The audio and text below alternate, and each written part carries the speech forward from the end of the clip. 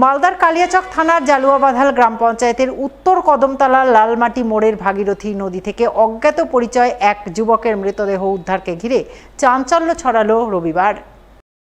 স্থানীয় সূত্রে জানা গেছে, রবিবার দুপুরে জালুয়াবাধাল গ্রাম পঞ্চায়েতের উত্তর কদমতলা লালমাটি মোড়ের ভাগীরথী নদীতে এক যুবকের মৃতদেহ ভাসতে দেখেন স্থানীয়রা। খবর দেওয়া হয় কালিয়াচক থানার পুলিশকে। খবর পেয়ে পুলিশ ঘটনাস্থলে পৌঁছে মৃতদেহ উদ্ধার করে ময়নাতদন্তের জন্য মালদা মেডিকেল কলেজ হাসপাতালে পাঠায়। মৃত যুবকের নাম পরিচয় কিছুই জানা যায়নি, মৃত্যুর কারণও জানা যায়নি। পুলিশ গোটা বিষয়টি খতিয়ে দেখতে তদন্ত শুরু করেছে।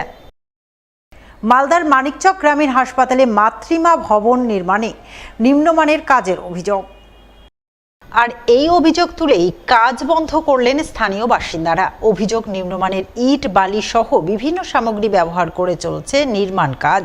স্থানীয়দের আশঙ্কা, এই ধরনের কাজ হলে ভবিষ্যতে দুর্ঘটনা ঘটতে পারে, তাই এদিন স্থানীয়রা কাজ বন্ধ করে দেন।